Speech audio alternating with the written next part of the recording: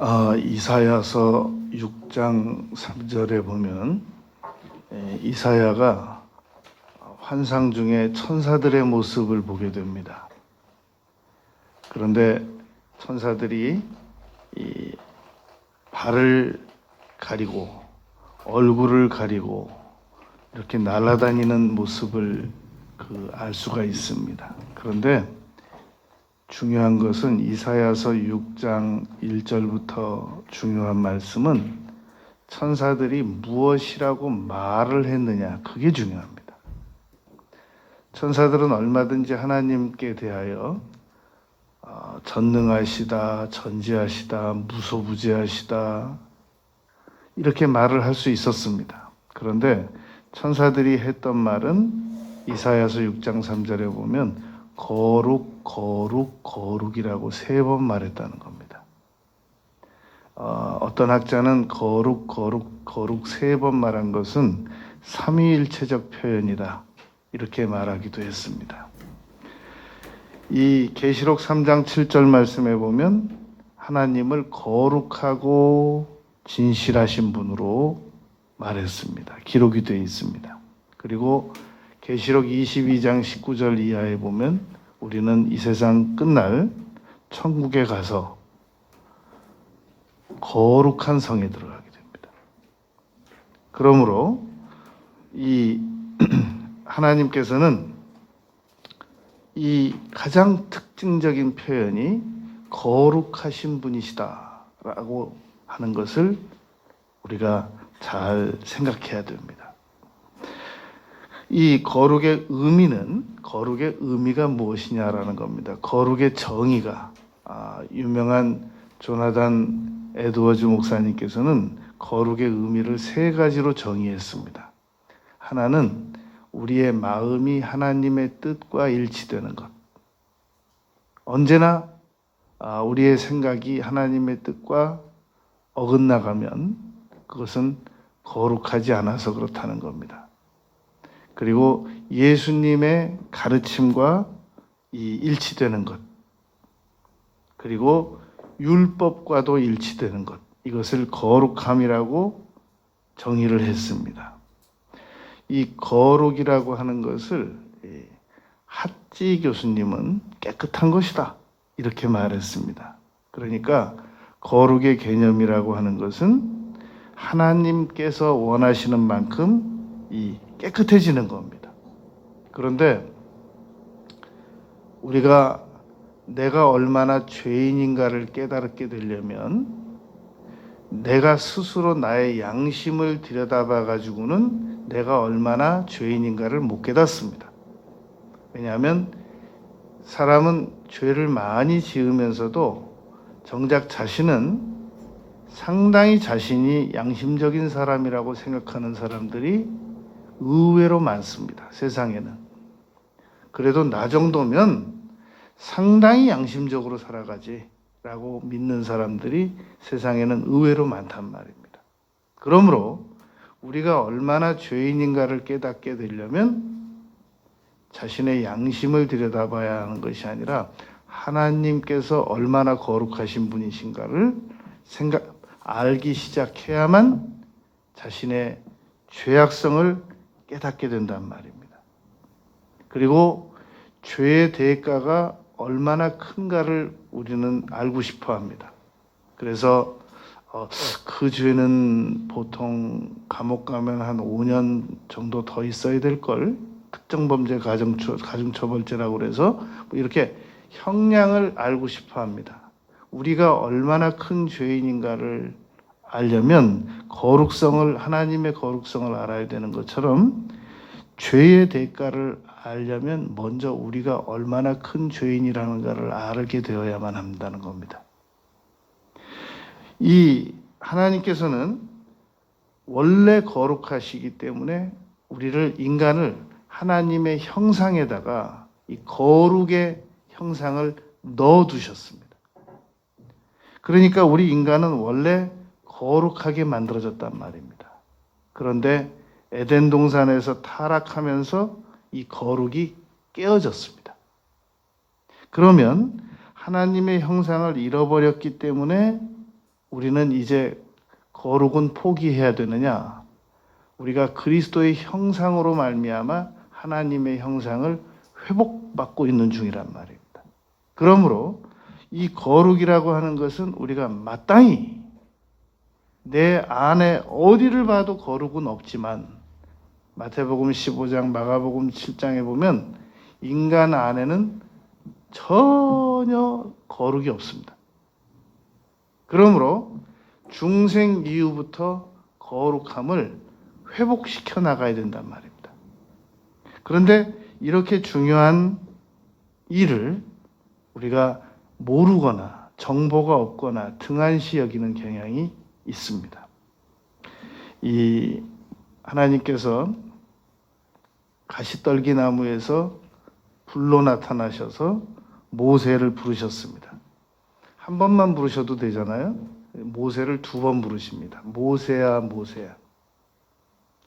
아브라함이 이삭을 드리려고 할 때, 번제로 드리려고 할 때 2번 부르셨잖아요. 아브라함아, 아브라함아. 그러니까 히브리어적인 용법에서 이름을 2번 불렀다는 얘기는 상당히 강조적 표현인 겁니다. 모세야, 모세야. 그 다음 내용이 중요하단 말입니다. 신발 벗어라. 이 신발은 구약시대나 지금이나 동일하게 우리가 상식선에서 알 수 있는 것은 신발은 온갖 이물질이 다 묻어 있는 겁니다. 그래서 구약성경에서 신발은 죄를 상징합니다. 그러므로 너의 신발을 벗어라 라고 하는 얘기는 너의 더러운 것들을 벗어라 라는 요구이신 겁니다. 그리고 그 앞에 또 하나님께서 말씀하시기를 내가 선 곳은 거룩한 것이니 그 땅이 거룩한 곳이 아니라 하나님께서 임재하시는 순간부터 그곳이 거룩해졌다는 겁니다. 우리 사람이 거룩한 게 아니라 사람에게 하나님의 영이 거듭남과 동시에 임재하는 순간부터 너희 몸은 성전이라고 이 칭함을 받게 된 것이란 말입니다. 이스라엘은 전혀 거룩하지 않았습니다. 그런데 하나님께서 아브라함을 선택하셔서 야곱의 이름을 이스라엘로 바꿔줌과 동시에 이스라엘 백성들 전체가 아브라함부터 거룩한 백성이 되었단 말입니다. 그러므로 거룩은 하나님께서 나타나시는 순간부터 거룩하다라고 이 칭함을 받을 수 있는 그런 개념입니다. 그런데 사람은 우리 자신을 너무 많이 사랑한단 말입니다. 그래서 거룩의 개념을 잘 이해 안 하려고 하고 받아들이기 어려워하고 그렇단 말입니다. 그래서 이렇게 생각하면 훨씬 더 쉽습니다. 우리는 우리 자신은 사랑하지만 우리 안에 있는 암세포는 끔찍하게 싫어합니다.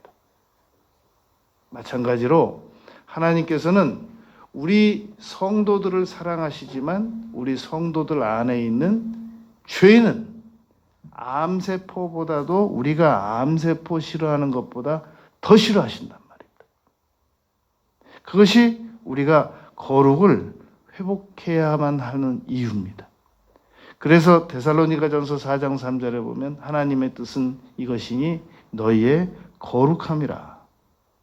마태복음 7장 6절에서는 거룩한 것을 계획해 주지 말라 라고 말씀하시면서 우리에게 데살로니가전서 4장 7절에서 우리를 부르신 목적이 거룩하게 하시기 위함이다 라고 말씀하셨단 말입니다.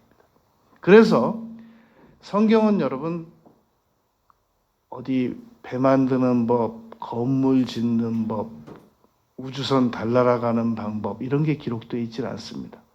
성경은 백과사전도 아니고 성경은 실질적으로 기록되어 있는 내용들이 인간이 어떻게 하면 구원받는가, 그리고 어떻게 하면 거룩을 회복할 수 있는가, 그리고 마지막에 거룩한 성에 어떻게 들어갈 수 있는가, 이런 내용을 알려주고 있단 말입니다. 그래서 하나님께서는 성경 전반적으로 걸쳐서 계속 거룩을 요구하십니다. 출애굽기 13장 2절에서는 너희에게 처음 난 것은 거룩한 것이니 구별하여 내게 드리라. 거룩을 요구하셨단 말입니다. 레위기 11장 44절에서도 내가 거룩하니까 너희들은 거룩하라. 그것을 베드로 사도는 오늘 본문 말씀처럼 베드로전서 1장 15절 16절에서 내가 거룩하니 너희도 거룩하라라는 말씀을 인용했단 말입니다. 마태복음 6장 9절에서도 이름이 거룩하게 여김을 받으시오며 라고 예수님께서 가르쳐 주셨습니다. 요한복음 6장 69절에 보면 주는 거룩하신 자이심을 내가 알고 믿었다 라고 제자들이 말했단 말입니다. 이렇게 하나님께서 우리를 거룩하기를 간절히 원하고 계십니다. 이제 우리는 남은 시간 동안 그러면 어떻게 하면 내가 지금보다 더 거룩해질 수 있겠냐는 겁니다. 성경에는 7가지 방법이 있습니다. 내가 지금보다 더 거룩해질 수 있는 방법 7가지입니다. 첫째, 의지적으로 노력하는 겁니다. 그러나 이 의지적 노력은 죽는 날까지 해도 우리가 세상을 100번 태어나서 노력을 해도 불가능하다는 겁니다. 마태복음 5장 20절에 보면 예수님께서 너희의 의의가 바리새인들보다 더 낫지 아니하면 천국에 못 간다고 그랬단 말입니다. 그 말은 여러분 바리새인들이 어떤 사람들입니까? 얼마나 이 기도하다가 졸지 않기 위해서 날카로운 못을 이 이마 앞에다 두고 기도를 드린 사람들입니다. 날카로운 돌과 얼굴을 가깝게 하면서 이 기도를 드린 사람들입니다. 그 사람들이 기도하다 졸지 않으려고. 그러다 실제 졸아서 이마에 피도 많이 난 사람들입니다. 이 주일날 이 거룩하지 못한 일 하지 않으려고 1km 이상은 걷지도 않던 사람들입니다. 그 사람들이 바늘 위에는 천사가 몇 명이나 올라앉을 수 있을까를 연구하던 사람들입니다. 그런 사람들이 어떻게 그 사람들의 의의를 우리가 따라갈 수 있겠냔 말입니다. 그러니까 그 말은 행위적 노력으로 바리새인보다 더 나아서 천국을 오라는 말씀이 아니라 믿음으로 의의를 얻어서 로마서 5장 1절을 가르치셨던 겁니다. 믿음으로 의롭게 된다라고 가르치셨단 말씀입니다. 그러므로 우리가 의지적인 노력만으로는 절대로 지금보다 더 거룩해질 수 없습니다. 그래서 두 번째 방법이 잘 씻는 겁니다. 예수 그리스도의 보혈의 효력으로 씻는 것을 구약에서는 우슬초로 정결케 하옵소서라고 말했단 말입니다. 이것을 신약적 표현으로 말하면 회개하는 겁니다. 요한 1서 1장 7절 말씀에는 그리스도의 피로 씻고 1장 9절에서는 자백하고 자복하는 겁니다. 나 스스로 어떤 죄를 지었습니다. 그리고 2장 1절에서는 요한일서 2장 1절에서는 그리스도 앞에 나오고 그리고 그리스도 앞에 나와서 예수 그리스도를 제물로 드리고 우리가 깨끗함을 받는 겁니다. 여러분 구원의 순서가 있습니다. 구원의 순서는 하나님이 불러주셔야 되겠죠. 그래서 중생인데 그런데 구원의 순서에 보면 칭의라는 게 나옵니다. 넌 이제 의롭다. 그리고 여기서 우리가 생각해 봐야 될 겁니다. 성화라는 게 또 구원의 순서에 있습니다. 그러면 질문입니다.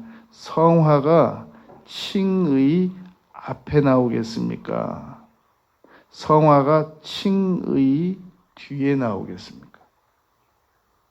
먼저 앞에 나와서 깨끗하게 씻음을 받아야 너는 이제 의롭다 하고 칭의가 뒤에 나와야 될 거 아니겠습니까? 그런데 구원의 서정, 구원의 순서에는 그렇게 되어 있지 않습니다. 칭의가 앞에 나옵니다. 그래서 칭의로 의롭다. 너는 이제 의롭다라고 먼저 칭해주고 그 다음에 성화하라. 깨끗해져라. 라고 성화가 그 뒤에 나온단 말입니다. 여러분, 우리 자녀들이 잘못하면 집에서 쫓아내야 되겠습니까? 먼저 아들 호적 인정하고 끝까지 아들하고 같이 살아야 나중에 깨끗해지겠습니까?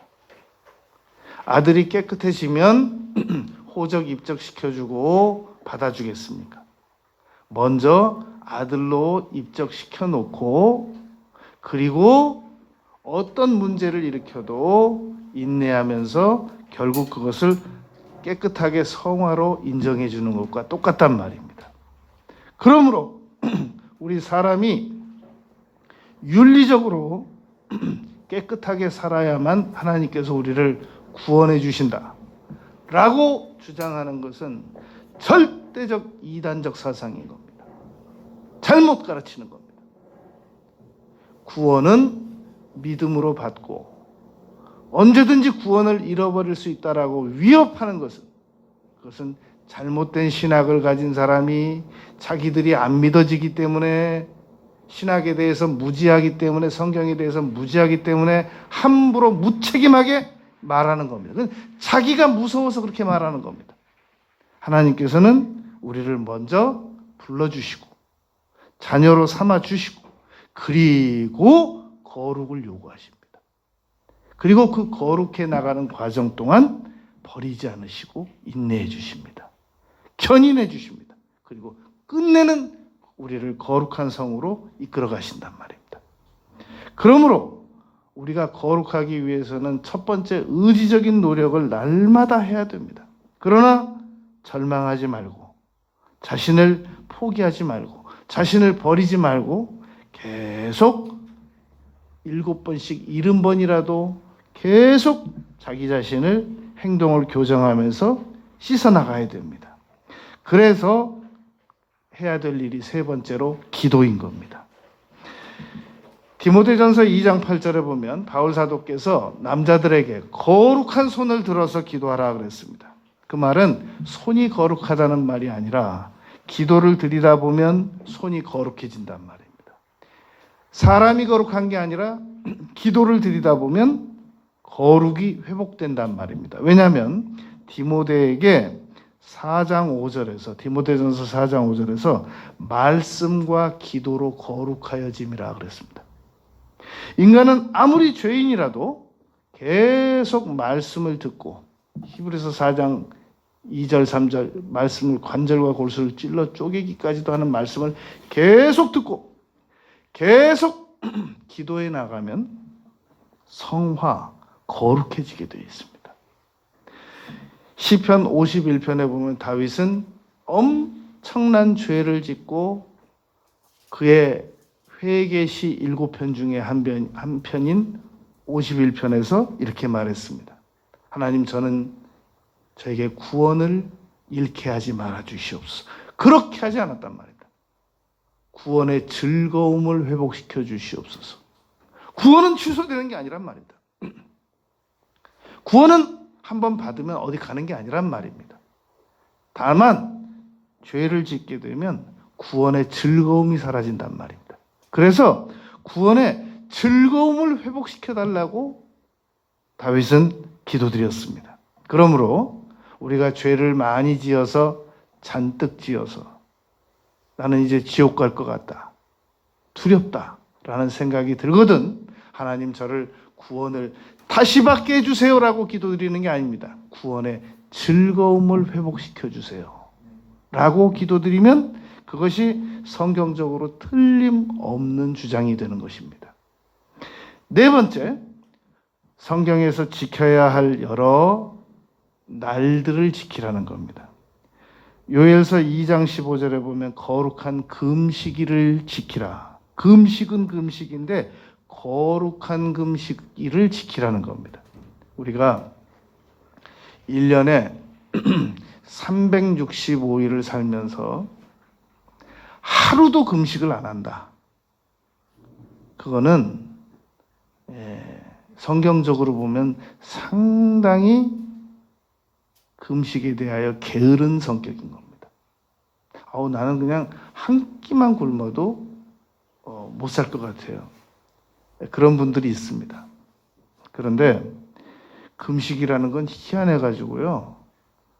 늘 1년 12달 아침 굶는 사람들에게도 아침 금식하라고 그러면 갑자기 그때부터 배가 고파지는 게 그게 금식입니다. 평소에 이 사람 아침 안 먹는 사람이에요. 12달. 근데도 아침 금식 열흘만 하라고 그러면 희한하게 그때부터 갑자기 식욕이 살아나고 막 먹을 게 생각이 나고 그런단 말입니다. 그게 희한한 거예요. 그래서 이 거룩한 금식일을 정하라. 그리고 안식일을 지키라. 거룩하게 지키라. 거룩하게 지키라.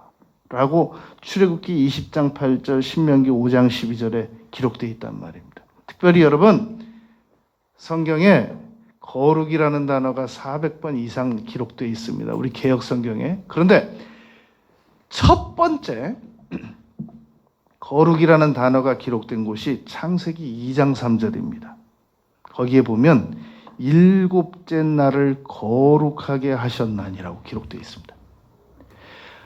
주일을 잘 지키게 되면 여러분 우리 거룩 지수가 높아지게 됩니다. 그럼 반대로 주일을 어기면 어떻게 될까요? 그건 그때까지 거룩 지수가 쌓아두었던 거룩 마일리지가 상당히 감소되는 겁니다. 거룩이 아주 산산조각 난다라고 말하고 싶은데 여러분 우리가 주일 잘 지키는 거 이것은 주일날 예배 잘 드리고 기도 잘 드리고 예배 잘 드리는 거 거룩해지는데 예배를 피할 수 있는 방법은 없습니다. 그러므로 주일 하나만 잘 지켜도 물론 구약 성경에는 너희는 1년에 3번씩 내게 보일지니라라고 말한 말씀도 있습니다만 이런 규례 일들을 다 잘 지키면 너무 좋겠습니다만 안 되면 주일이라도 잘 지켜야 우리가 거룩함으로부터 이탈되지 않을 수 있단 말입니다.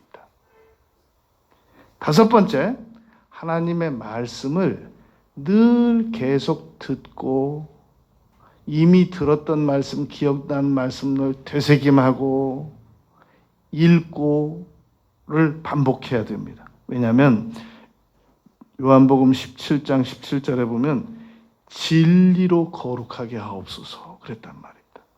말씀과 기도로 거룩해진다는 말씀도 바울 사도께서 하셨지만 예수님께서도 요한복음 17장 17절에서 진리로 거룩해진다라고 말했단 말입니다. 말씀은 물과 같아서 계속 씻겨나갑니다.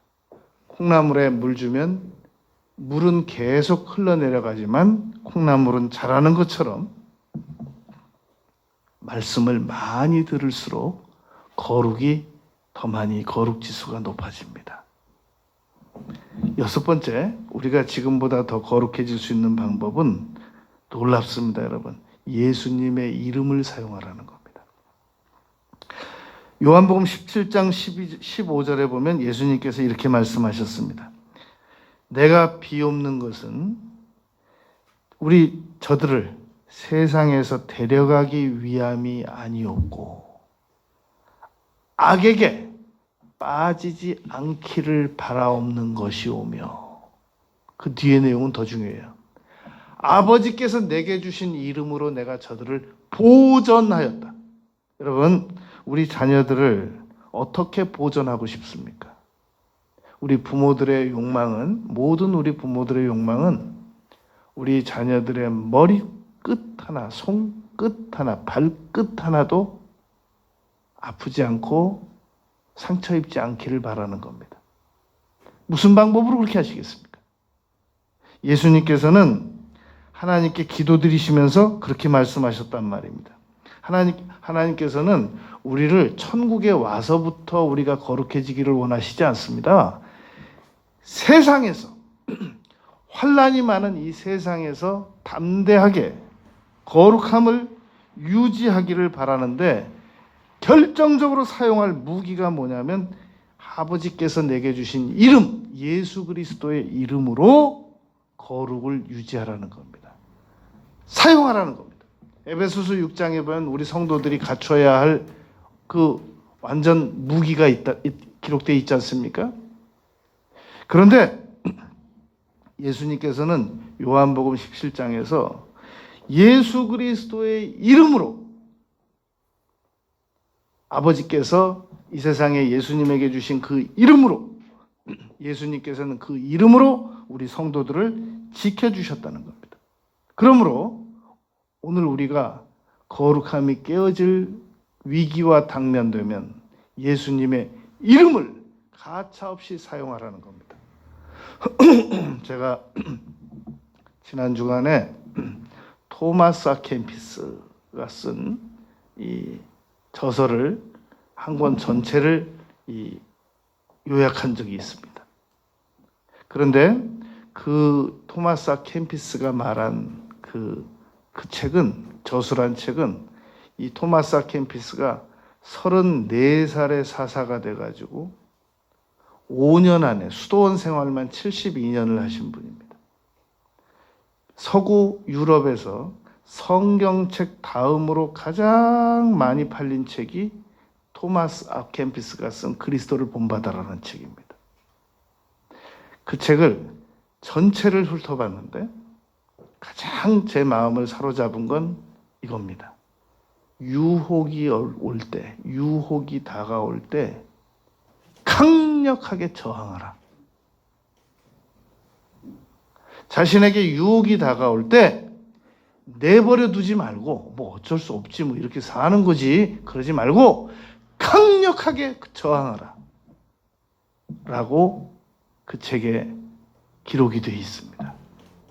그러므로 성경 다음으로 세상에 우리나라 이 전 세계에 가장 많이 팔린 책인 그리스도를 본받아 토마스 아 캠피스의 핵심이 뭐냐라고 혹시 후일에 누가 묻거든 죄의 유혹이 다가올 때 강력하게 소극적으로 말고 강력하게 저항하라 라는 것이 핵심입니다 라고 대답하면 그 책 사서 읽은 사람도 놀랄 수 있습니다.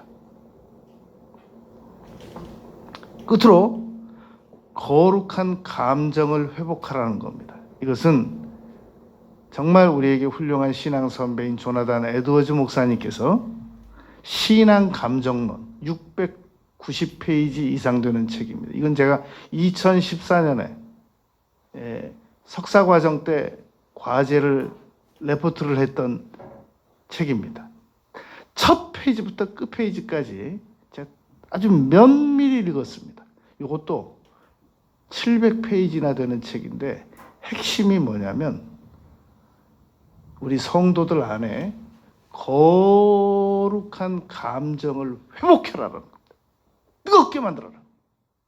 그냥 뭐 거룩하고 싶은 마음이 없으면 없는 대로 그냥 사는 거지 뭘 어쩌라는 거야. 그렇게 소극적으로 하지 말고 우리 하나님께는 완제품 거룩이 있으시다는 겁니다. 조나단 에드워즈 목사님 말씀대로는 그러나 우리 인간에게는 깨어진 하나님의 형상처럼 파생된 거룩이 내재되어 있다는 겁니다. 살려내라는 겁니다. 뜨겁게 내버려 두지 말고 뭐 이 정도 살면 됐지. 괜히 뜨거워졌다가는 죄 짓는데 어려움만 있지. 그러지 말고 살려내라는 겁니다. 바울 사도께서는 에베소서 5장 18절에서 성령의 충만함을 받으라 라고 말했습니다. 성령의 충만함을 받으면 거룩한 감정이 회복됩니다. 살아납니다. 그러나 내가 거룩하고자 하는 욕망이 없거나 소멸되면 거룩하고자 하는 욕심도 전혀 안 생긴다는 겁니다. 이 조나단 에드워즈 목사님께서 신앙 감정론에서 말할 때 결정적으로 제시했던 성경 구절이 베드로전서 1장 8절입니다. 너희가 아직 예수를 보지 못하였으나 예수를 사랑하는도다.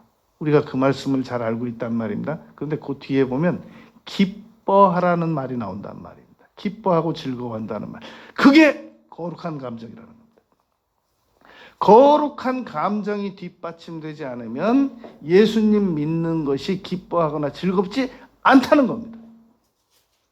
거룩한 감정이 뒷받침돼야 날마다 새롭고 예수님 믿는 것이 날마다 즐겁고 기쁘고 그렇다는 겁니다. 그러나 거룩한 감정이 사라져버리면 늘 입에서 원망과 불평이 나오기 시작하고 다 탐탁지 못하게 생각이 들고 다 의욕이 없어지고 무기력해지고, 여러분 그런 마음 가지고 계속 살면 어떻게 될 것 같습니까? 가난이 찾아오고 슬픔이 찾아오고 질병이 찾아오고 관계 깨어짐이 찾아오고 실패가 찾아오고 무능력이 찾아오고 그렇단 말입니다. 거룩한 감정을 회복하면 기쁨이 찾아오고 즐거움이 찾아오고 의욕이 찾아오고 다시 해봐야 되겠다, 다시 노력해봐야 되겠다, 할 수 있다 라는 생각이 회복된단 말입니다. 거룩한 감정을 살려내도 되고 안 살려내도 되는 게 아니란 말입니다. 거룩함을 회복하기 위해서 의지적인 노력을 하라. 날마다 깨끗이 회개하며 씻으라. 간절하게 기도드리라. 정해진 금식일, 1년에 3번 뱉는 거, 이런 거 못하더라도 주일이라도 잘 지키라. 안식일을 거룩하게 지키라. 안식일을 지키다 보면 거룩해진단 말입니다. 그리고 말씀을 늘 가까이 하는 겁니다. 그리고 예수님의 이름을 사용해서 거룩을 방해하는 것들을 물리치는 겁니다. 그리고 거룩한 감정이 내 안에 얼마나 남았나 계속 살펴서 항상 거룩한 감정을 유지시키는 겁니다. 남은 생애를 거룩하게 살아가기로 결심하는 우리 모두가 되시길 바라겠습니다.